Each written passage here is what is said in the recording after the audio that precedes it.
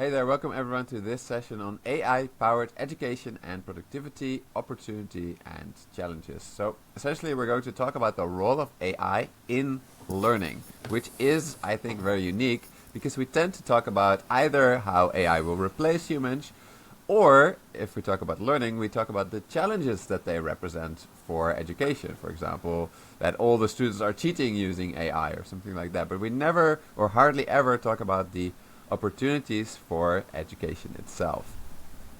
I'm your host, Joeri Schasfoort, ex-economics lecturer and founder at the online economics outlet Money Macro Media.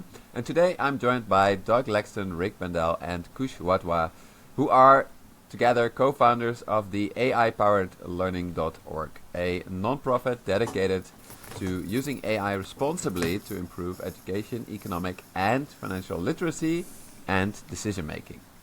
Now, before we get into how to use AI for that, here's just a little bit more information about our three speakers and their qualifications to actually talk about this stuff. Douglas Laxton is a Canadian economist, founder of Settlepoint Research, the Better Policy Project, and he has served at the head of the economic modeling division at the IMF.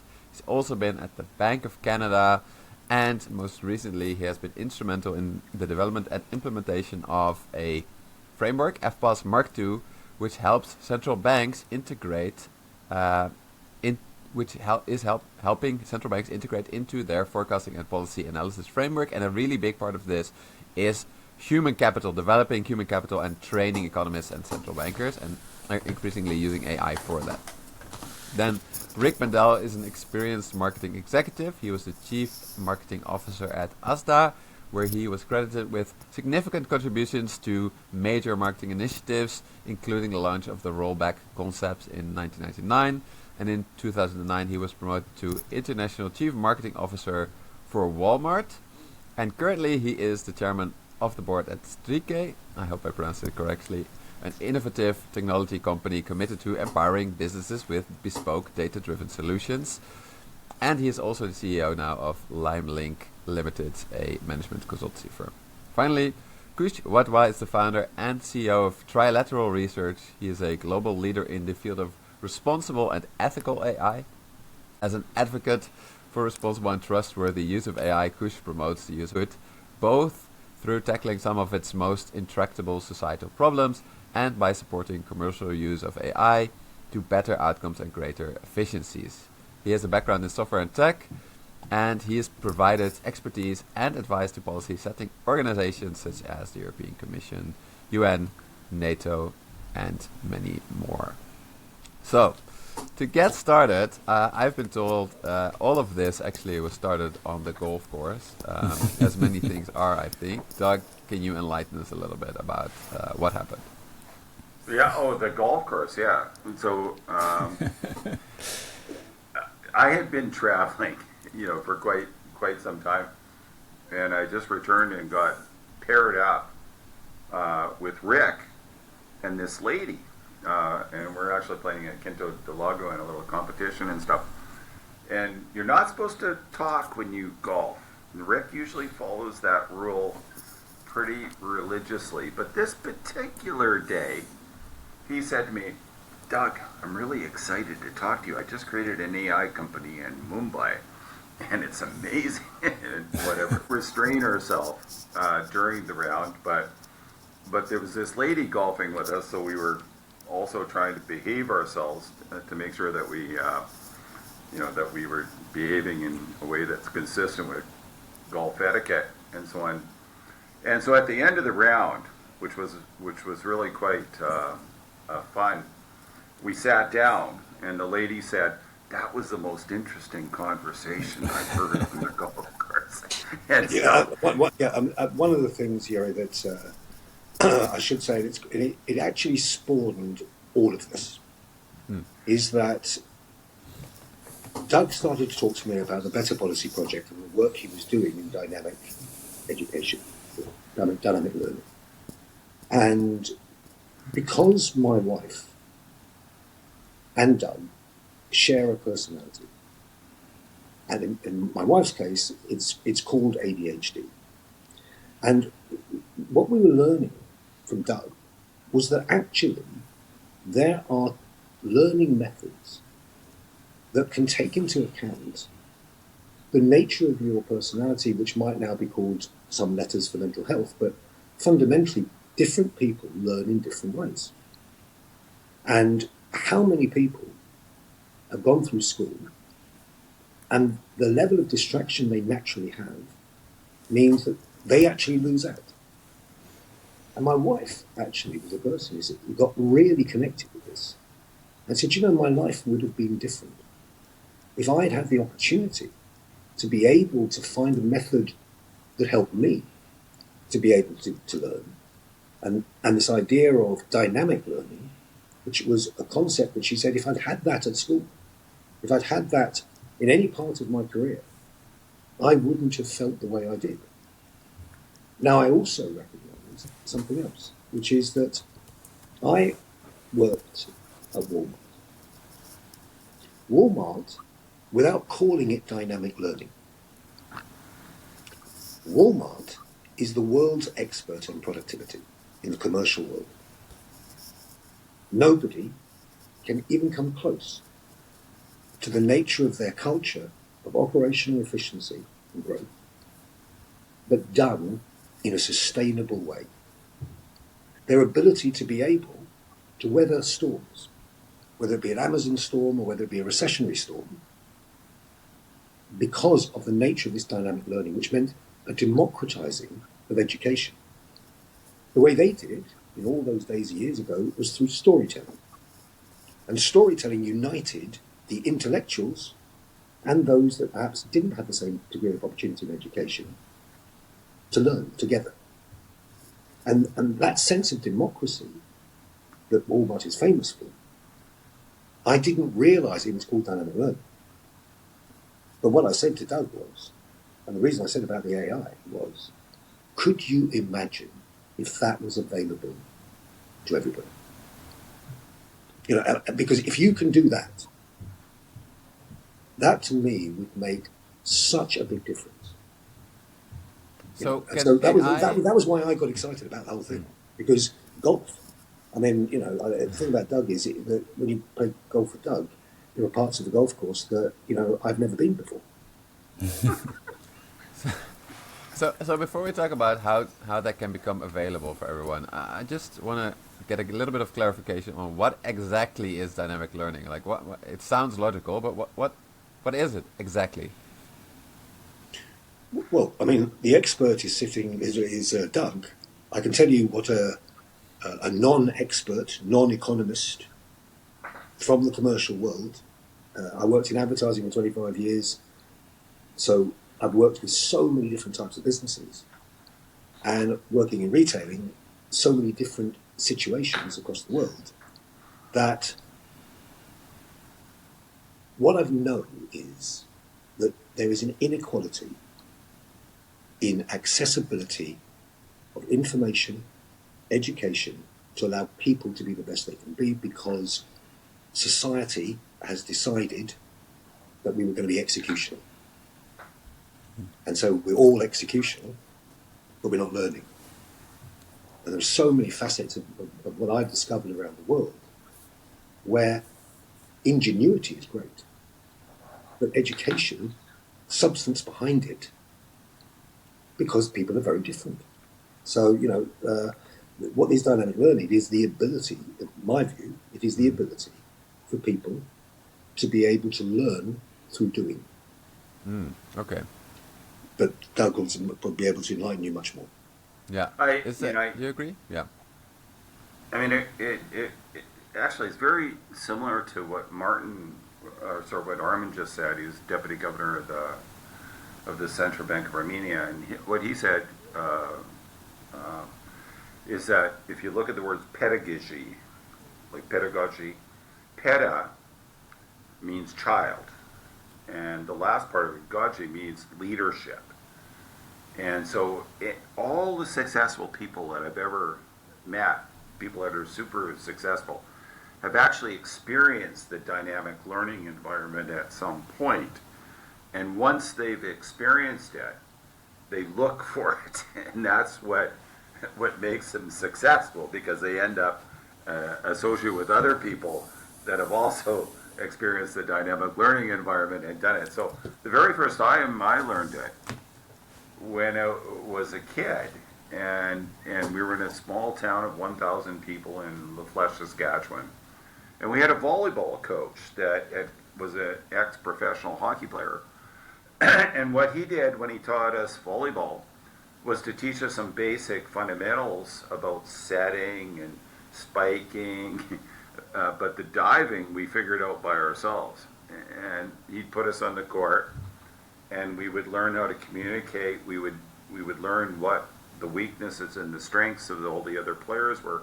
And another very important aspect is that in volleyball you have to kind of rotate. So you have to play all the different positions and so on. So I would say, you know, in a dynamic learning environment, you provide the foundations for a little bit of knowledge, and then you let the people learn. You incentivize them to learn. I think that Walmart, you know, I heard stories where Sam Walton would show up at a store and sales. No, I mean, I think the point you're about dynamic learning. Yeah, the point about dynamic learning in a very simple context is the ability to be able to allow people to critically think. Yeah. So much of our time is not about critical thinking. And HR is not there to teach critical thinking. And so what you find is that if there is a method, and the method that Walmart used was very simple, by creating stories that were true, that every single person, whatever their background, identified with. An example would be your first baby is born. The mother might not say it out loud. It doesn't matter where she comes from. This baby is going to have a better life. She's going to be funnier. She's going to be pretty. She's going to be more successful. She's going to be all those things, which is why it matters, ... And what that did was it incentivized people through recognition rather than always through finance. Because you're going to be thanked if you do something for that person. There would be things like, did you know that if we don't throw away our paper until we've literally written all over it, and we don't throw away a pencil until it can't write anymore, the price of our potatoes will go down. Now that form of dynamic learning created a motivation for productivity, and eventually proved. Yeah. So that's my version of dynamic learning, is the ability to be able to get people to think for themselves in a way that is motivating as a consequence of a particular technique. This technique was storytelling, because storytelling puts pictures in people's heads, and pictures have nothing to do with language or education. Yeah. So so there are different techniques of it, but that's what it fundamentally is and what its benefits are. I'm going to get to Kush as well, but before moving to AI, can we contrast it with something that everybody knows, learning in a classroom where there's just a curriculum that's already been set up, you sit in the class, you repeat, you listen to the teacher, you repeat it correctly, and then you progress. That's not dynamic learning. That's hierarchy. Yeah, okay. Kush, you wanted to contribute, I think. Yeah, I did. I mean, I think it's also important to emphasize why this is so very important right now, right? I think it's clear to all of us that AI has a transformative power to fundamentally change all sectors and industries, right? And there are a variety of different impacts of that, right? One clearly on human decision making, or clearly on critical thinking.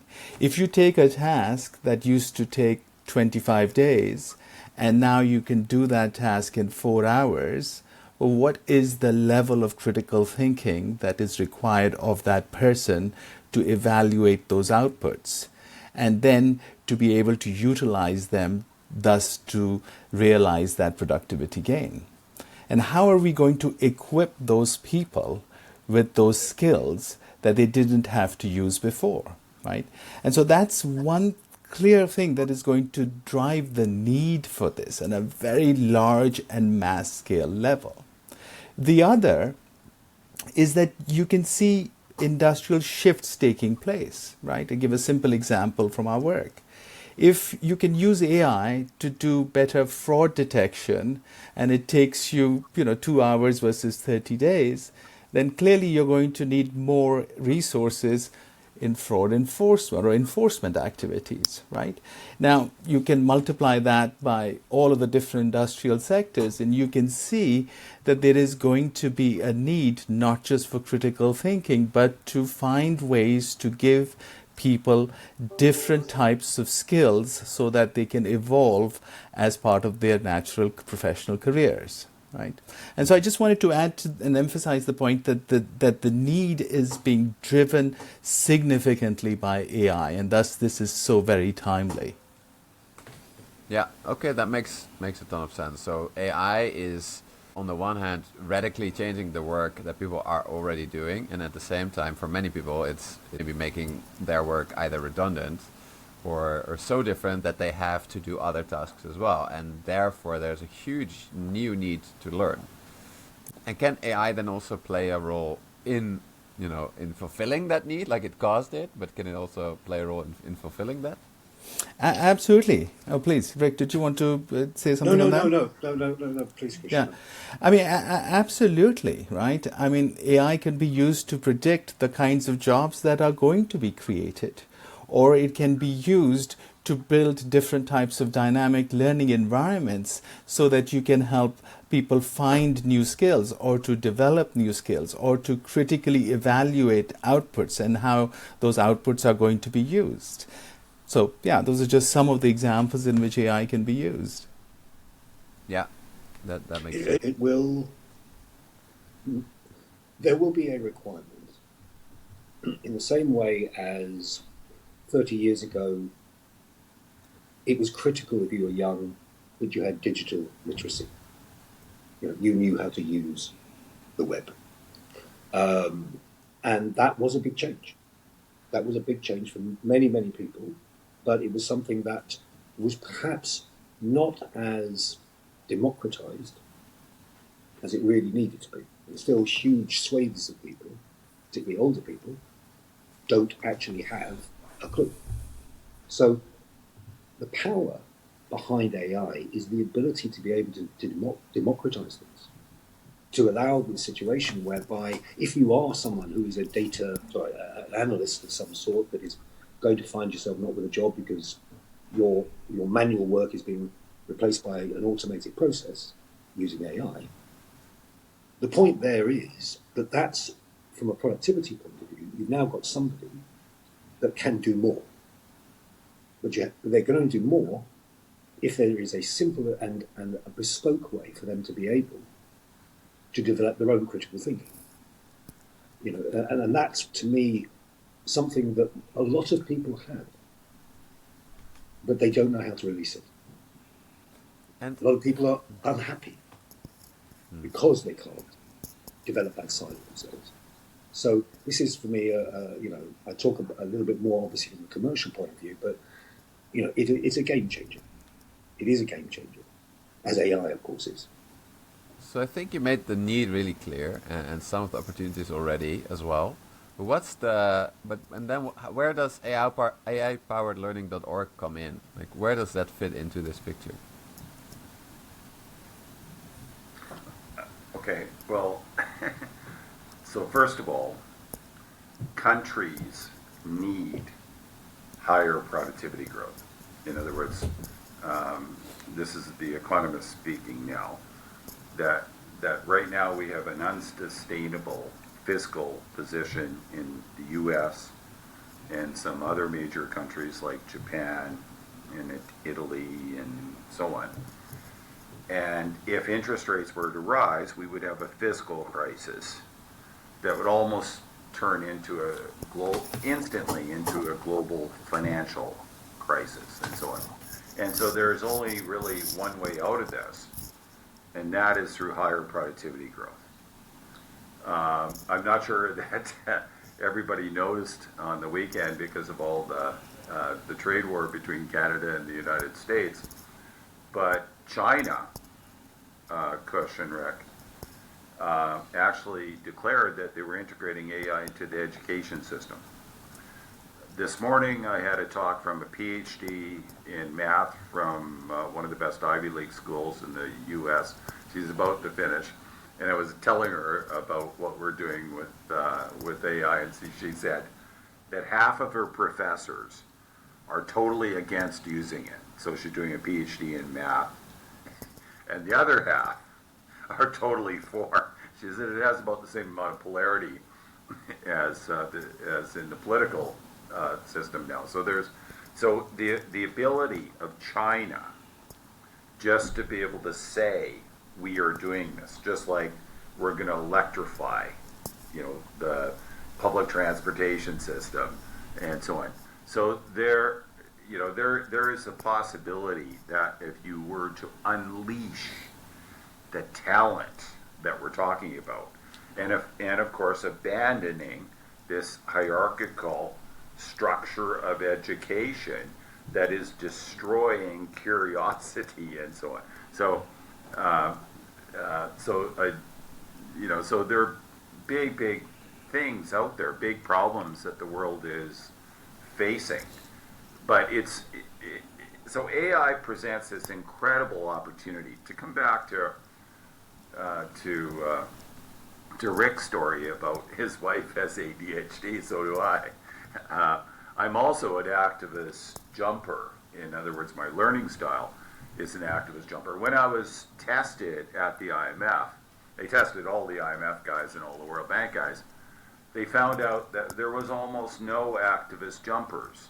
They were all theorist, reflectionist learning styles. So bureaucracies create theorist, reflectionists, and they sit around and can't get anything done. So they need what we call the activist jumpers to come up with all the ideas and stuff. And of course, they need a lot of pragmatists to actually get the job done. So part of a dynamic learning environment, I wanted to respond a little bit back to Joeri about what it is taking different kinds of people that have different learning styles and also putting them on teams so that you can maximize productivity. Like when I look at the best research teams in the world, they're always a combination of these four various learning styles. They're theorists, reflectionists that can write well and can communicate. They're activist jumpers that come up with 10,000 crazy ideas and they all don't work out, as the theorists, reflectionists explain to them. And of course, you need the pragmatists to make sure that the damn paper gets done at the end of the day, and so on.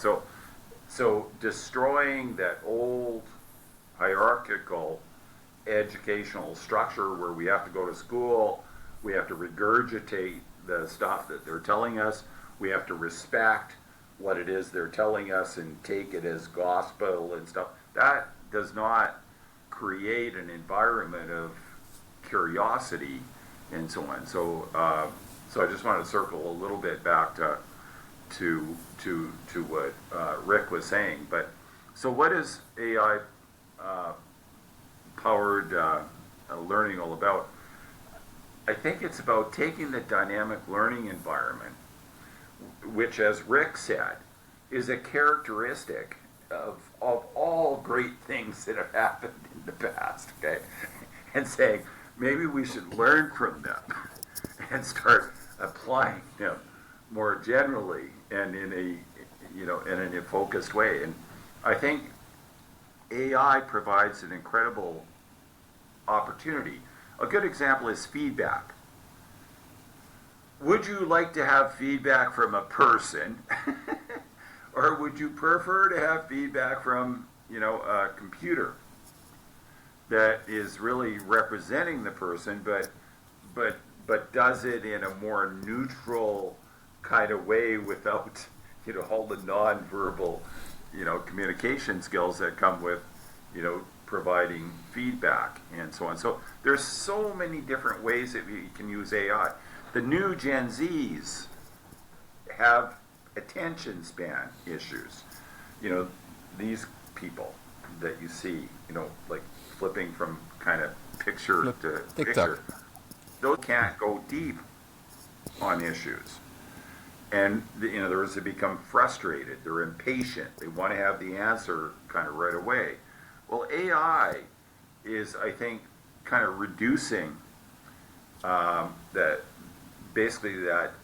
tolerance limit that allows them to get past the frustration that many people in the past had to go through in the past to do things like code complicated problems. In other words, if you were a coder, you had to persevere at finding all the errors in your code.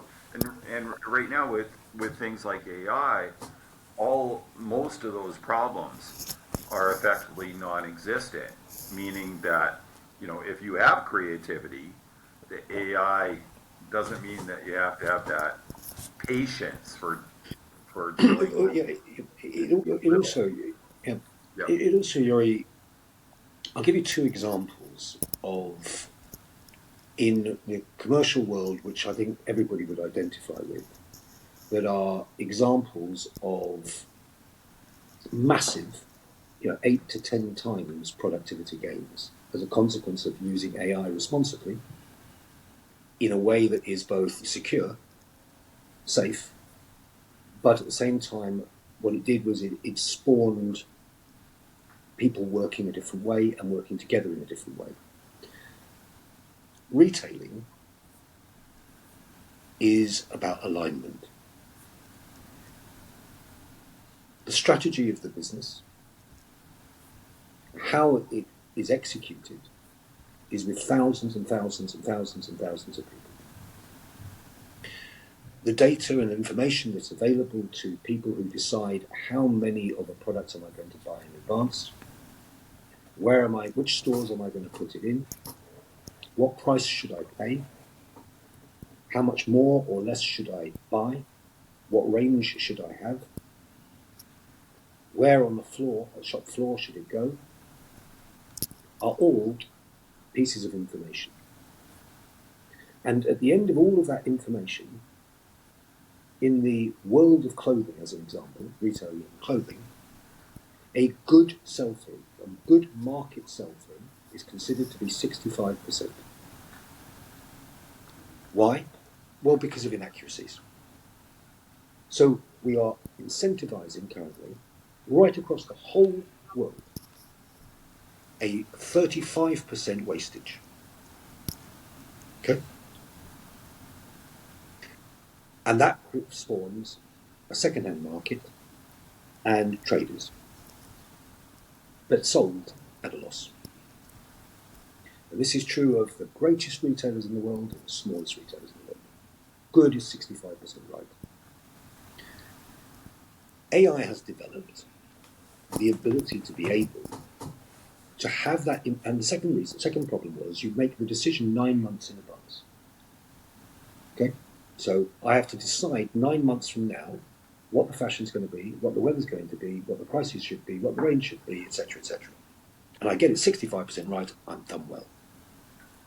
AI has been applied in this field, and it currently stands at 92% correct. Now, productivity gain is, in that world, it affects the manufacturing, it affects the distribution, it affects the people in the shops, it affects the price of the product. I mean, it is a game changer. The other example is I work in, the company I work for, Digimaze, I'm chairman of, is a company that takes platform analytics from the Metas, the Googles, all the platforms that you decide that you're using for messaging and communication and marketing. And it takes the information, and each piece of information is fed by the individual.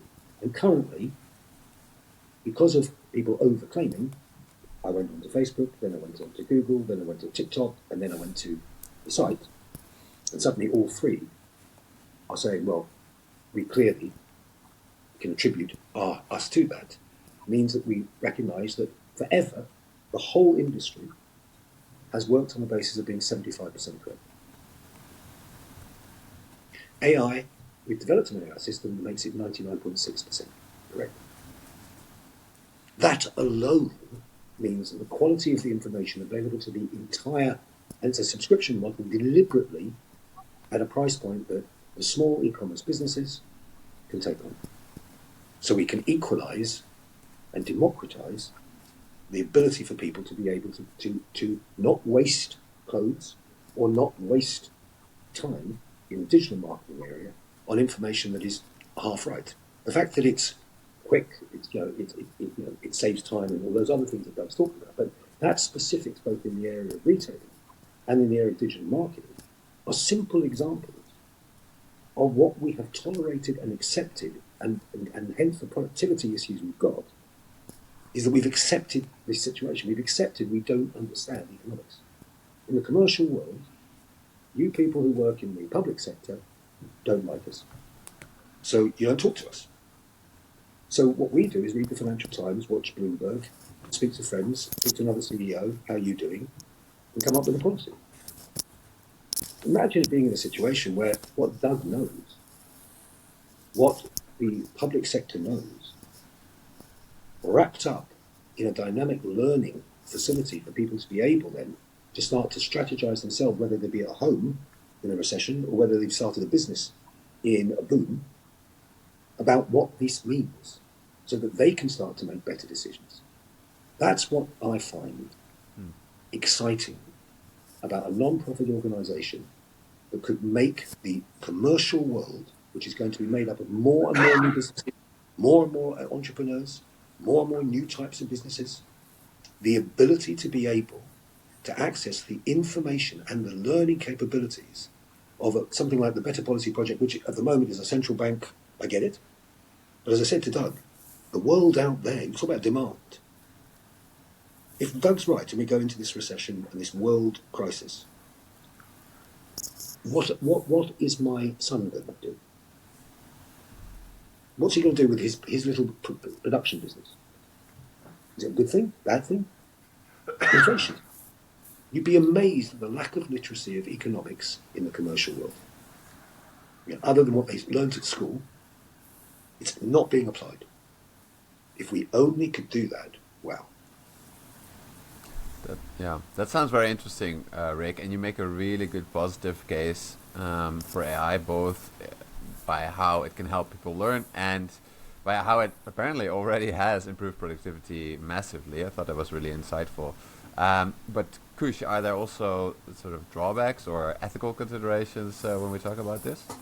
I mean, I think, I think that at first, just to pick up on what Rick was saying, I think the first thing I would say is that while this AI revolution is being rolled out, right, and let's just be clear, we're very much at the very beginning of it, right, while this is being rolled out, there is a clear gap of AI literacy also happening at the same time, right? People do not adequately understand what AI is, how it works, what are the risks and challenges of it.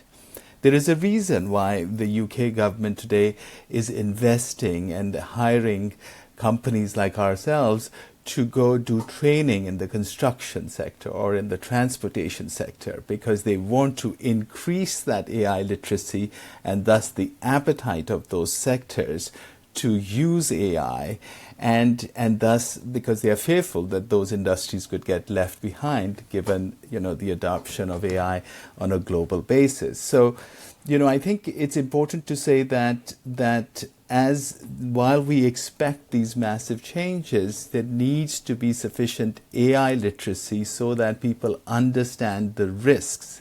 There's a reason why AI literacy is a requirement in the EU AI Act, as an example, right? Which is simply a good practice so that it helps organizations get on that first rung of being able to utilize and deploy AI while at the same time manage the risks and challenges that may be related to AI.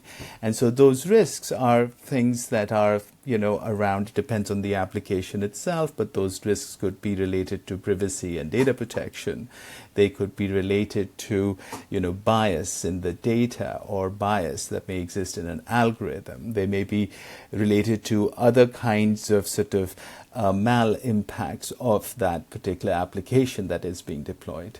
Now, what we are doing here is that we are taking a very responsible and ethical approach to building a dynamic learning environment, such that it's not just about a focus on safety and security, but really building an application on the principles of technical robustness and accountability and human oversight, so that really it's about enhancing that human decision making rather than replacing that human expertise. And so a piece of our work is to develop a piece of AI that will be the dynamic learning environment in such a manner that it provides the users of that system a safe and responsible and trustworthy tool. And so I can give you some background if you like, but we've got quite a bit of experience building responsible AI applications, and that is the experience that we are bringing to build this dynamic learning environment. And if I want to think about this AI-powered dynamic learning environment more concretely, like how should I picture it? Is it a chatbot, or is it comparable to a learning site, like where online courses are hosted, or how should I visualize this? I mean, I think it would be best to think of it as an enterprise application that is helping people develop new skills. Well, actually, first to extend the skills that they have, to capitalize on the strengths and perhaps their passions that they have, but then to help build adjacent skills or to build entirely new skills in new areas.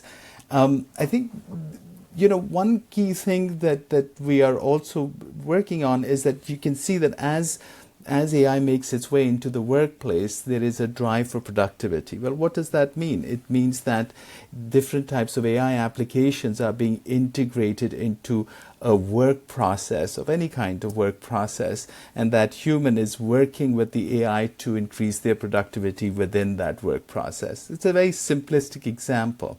Now, you might have already seen some humans are better at working with AI and others are not. So how do you ensure, because it can't just be, okay, well, I'm a better prompt engineer versus I'm not, and I have certain skills to develop.